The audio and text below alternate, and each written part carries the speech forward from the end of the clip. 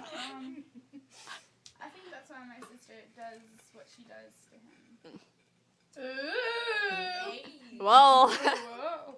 This one night, when she was saying very mean things about how he didn't stand up to the class bully, when he was 15 or something like that. What? 15, and somebody tells you they love you. To tell you the truth, You're gonna believe I them. was just watching the movie he had rented. So, I wasn't paying very close attention to their fight. But they fight all the time, so I figured that the movie was at least something different. Which it wasn't because it was a sequel. Anyway, after she leaned into him for about 4 movie scenes, which I guess is about 10 minutes or so, he started crying very hard. Then I turned around and my sister pointed at me. You see, even Charlie stood up to his bully. You see? Charlie.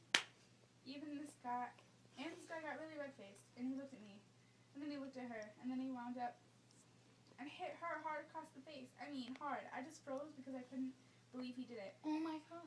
It was not like him to hit anybody. He was the boy that made mixtapes and with themes and hand-colored covers until he hit my sister and stopped crying. The weird part is that my sister didn't do anything. She just looked at him very quietly. It was so weird. My sister goes crazy if you eat the wrong kind of tuna. And here's this guy hitting her, and she didn't say anything. She just got soft and nice. And when she asked me to leave, and she asked me to leave, which I did. After the boy left, she said that they were going out and not to tell mom and dad what happened. I guess he stood up to his bully, and I guess that makes sense. Deep.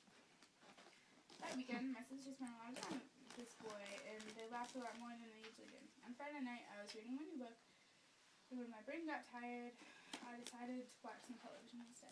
I opened the door to the basement, and my sister and this boy were naked. Whoa. He was on top of her, and Sexy. and her legs were draped around either side of the couch. She screamed at me in a whisper, "Get out, you pervert!" So I left. The next day, Explicit. Just a day, bit. we all watched my brother play football, and my sister invited this boy over. I'm not sure when he left the previous night. They held hands and acted like everything was happy. This boy said something about how the football team hasn't been the same since my brother graduated, and my dad thanked him. And when the boy left, Dad said that this boy is becoming quite the young man who could carry himself. And my mom was quiet. And my sister looked at me to make sure I wouldn't say anything, and that was that. Yes, he is. That's all my sister could say. And I could see this boy at home doing his homework and thinking about my sister naked. I could see them holding hands at football games. But they do not. Ew. Did I just realize this? What? He said, I could just visualize this guy sitting at home thinking about my sister naked. Yeah. So that means Charlie has to be thinking about his sister naked. Oh my god. Gross. That's a good point, though. Okay, keep going, Abs. And I could see this boy growing up in the bushes at a party house, and I could see my sister putting up with it, and I felt very bad for both of them. Love always, Charlie. There you go. Abby's turning the camera. Good, it won't be on me anymore. Ooh. Okay, so September 18th? Yeah. Ooh, coming on fancy. Mm-hmm. Alright. Hear me chewing the whole time. That's always awesome. Yeah. Alright, September 18th, 1991. Dear friends, I never told you that I'm in shop class, did I? Well, I am in shop class, and this is my favorite class next to...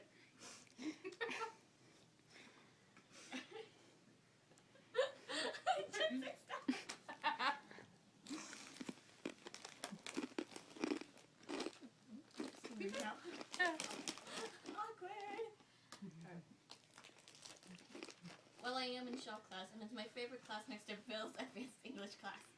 I wrote the essay for To Kill a Mockingbird last night, and I handed it to Bill this morning. We are supposed to talk about it tomorrow during lunch period. The point, though, is that there is a guy in shop class named Nothing. I'm not kidding. His name is Nothing, and he is hilarious. Nothing got his name when kids used to tease in middle school. I think he's a senior now. The kids started calling him Patty when his real name is Patrick, and Nothing told these kids, listen, you either call me Patrick or you call me Nothing. So the kids started calling him Nothing, and the name just stuck. was a new kid in the school district and at the time because his dad married a new woman in this area. Ooh. The videos are gonna be very awesome if they keep on turning out like you. Anyway, there it is. I think we'll stop putting quotation marks around Nothing's name because it is annoying and disrupting my flow. I hope you do not mind this difficult to follow. So I will make sure to differentiate if something comes up. So in shop class, Nothing started doing a very funny impersonation of our teacher, Mr. Callahan.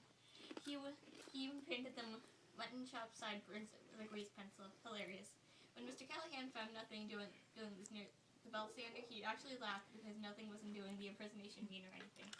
It was just that funny.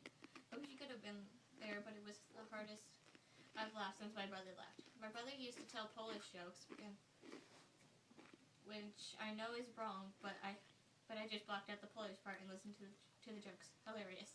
Oh, incidentally, my sister... And brothers racist against Polish people!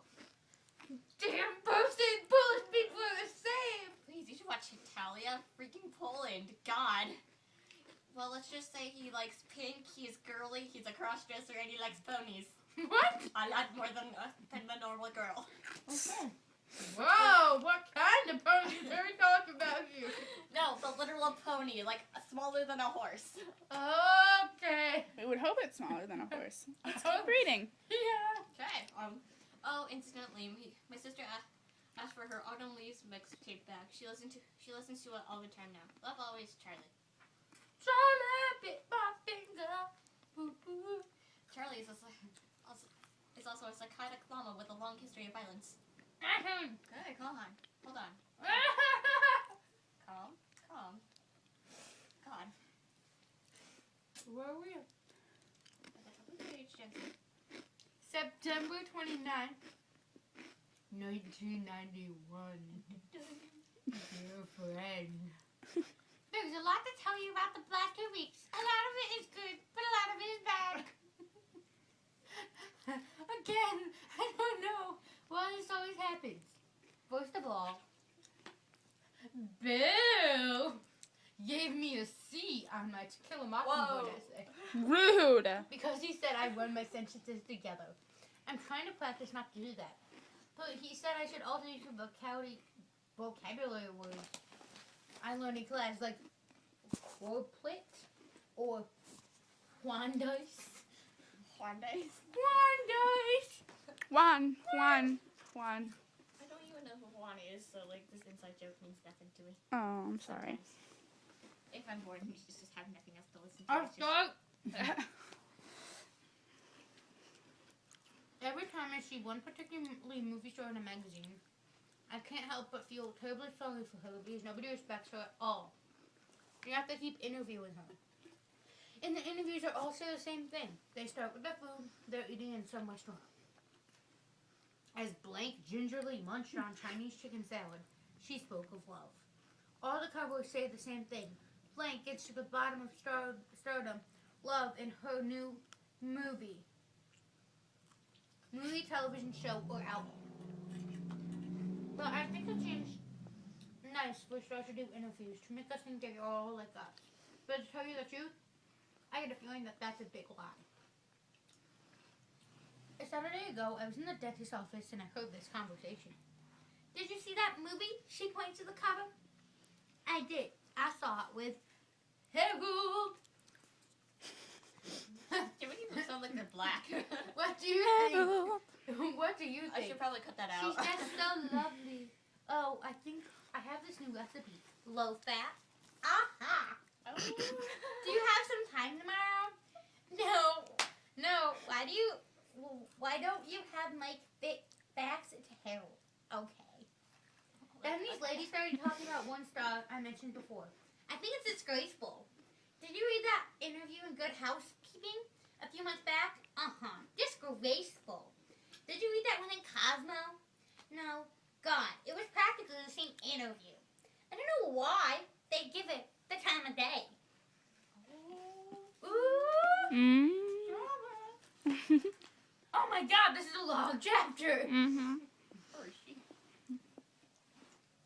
the dentist's office, my mom drove me to the cemetery, where a lot of their relatives are buried. My mom was always the pretty one, and they say that my Aunt Helen was always the other one. The nice thing that was my Aunt Helen was never on a diet. Hey, I did it. My Aunt Helen would always let us stay up, watch Saturday Night Live when she was babysitting. Or when she was living with us and my parents. When I was very little, I was going to sleep while my brother and sister and Aunt Helen watched Love Boat and Fantasy Island. Could never stay awake when I was that little, but I wish I could. I won't start listing television episode memories, except one. I guess we're on a subject. And I guess I don't know you. I figured that maybe you can relate about something that you can relate to. The family was sitting around watching the final episode of MASH. And I'll never forget it. Even though I was very young, my mom was crying, my sister was crying, my brother was using every ounce of his strength not to cry. My dad looked